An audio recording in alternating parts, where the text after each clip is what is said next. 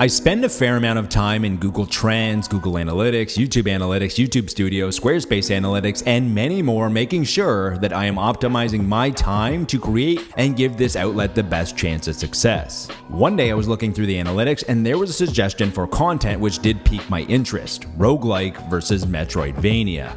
I found the idea weird and confusing at first. I don't think that this is getting sourced from people searching this term and not finding what they're looking for. Instead, I think it's the algorithm just showing me two things in a Venn diagram that are overlapping and might be lacking content.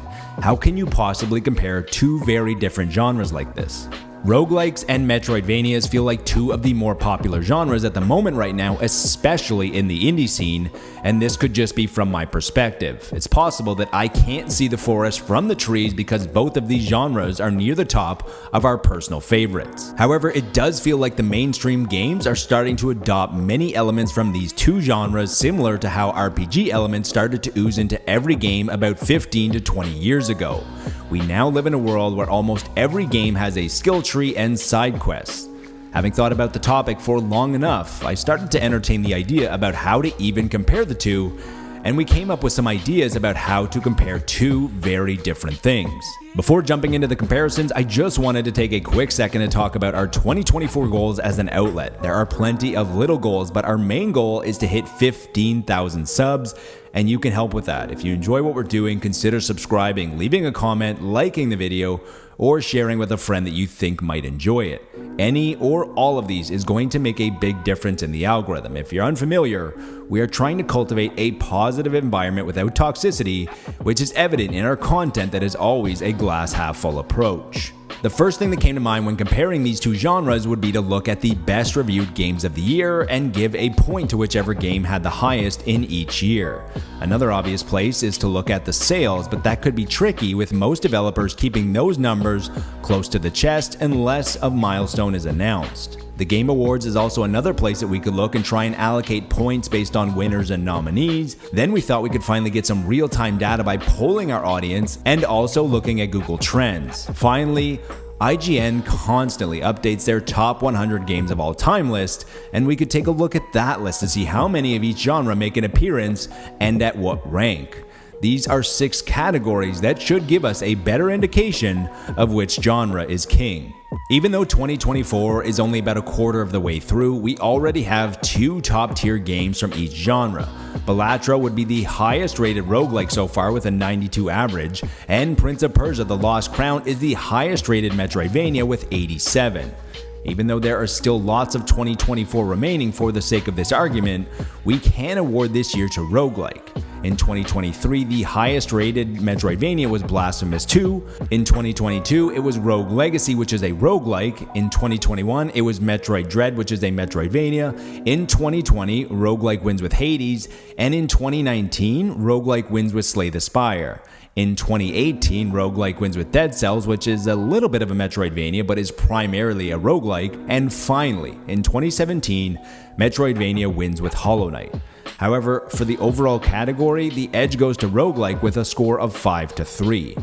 If we're looking at the best in each category each year, so far this year it would be Prince of Persia: The Lost Crown and Balatro. In the first few weeks, Prince of Persia: The Lost Crown sold around 300,000, and in just under a month, Balatro sold 1 million copies. Now, unfortunately, this is not a straightforward comparison for many reasons. First, there is a general disdain that Ubisoft has from a lot of gamers, despite people like you and me creating the game, which happen to also be one of the best Metroidvanias of the year. These people would also rather be petty instead of supporting exactly the type of games that they want from that company. Secondly, Prince of Persia: The Lost Crown was around $50 compared to Balatro being around $50. Now, oddly enough, if you do some rote calculations, both of the sales equal 15 million, but the big difference here is budget. If we look at the best of each genre from 2023, it would be Blasphemous 2 and Darkest Dungeon 2. Darkest Dungeon 2 sold around 300,000 in its first month, but it also sold another 300,000 in early access, which does move this comparison slightly into the gray area. According to some sources, Blasphemous 2 has sold around 250,000 units so far, so for the sake of argument, this edge goes to roguelike again. The Game Awards might get a lot of flack for too many advertisements and not enough time for the developers to give their acceptance speech, but It hasn't even been around for a decade yet. Look at the Academy Awards. They've been around for almost a century and they are still making mistakes, implementing changes, and making adjustments from year to year. The Game Awards are voted on by a panel of experts from around the industry with different tastes and perspectives, which means that this is a microcosm of the gaming industry at large. In 2021, Metroid Dread won Best Action Adventure Game, and that same year, Returnal won Best Action Game. In 2020, Hades won Best Indie Game and Best Action Game. In 2018, Dead Cells won Best Action Game, and before that there wasn't much love for Metroidvanias or Roguelikes. So going off this category, the Roguelikes get the edge again at 4-1. We polled our audience of almost 10,000 people to see if they prefer one genre over the other, and the results were not as close as I expected them to be. The results were 85% preferring Metroidvanias over Roguelikes. So for this category, the edge goes to Metroidvania. IGN is a hive mind of gamers, and when they update their best list of all time, it changes as new personnel come and go. For the most part, there are occasional new additions and minor adjustments, but this list is something that the general population can somewhat agree on. When it comes to Metroidvanias and Roguelikes, IGN had 5 games from both categories combined finding their way into the best games of all time. Hollow Knight came in at 54, Metroid Prime at 42, Symphony of the Night at 14, Hades at 13, and Super Metroid at 5th. The edge here goes to Metroidvanias. The most concrete answer for comparing the two is likely the simplest. Compare the two genres in Google Trends dating back to 2004. Looking at this, the comparison isn't even close. This even considers that the roguelike genre didn't see a renaissance until about 10 years ago. Even then, roguelikes were still trending drastically higher than Metroidvanias. The edge here goes to roguelikes. For the sake of pleasing the algorithmic gods, here is the definitive answer. Overall, the roguelike genre comes out ahead of Metroidvania with a score of 4-2, but what does it all mean? I think the biggest actual factual indicator of popularity between the two genres is Google Trends. You just can't argue with data dating back to 2004. As for the other categories that we compared, it largely landed in favor of roguelikes. Roguelikes also feel like they can be infused into other games much easier, similar to how RPG elements started to slip into most other genres of gaming a few decades ago.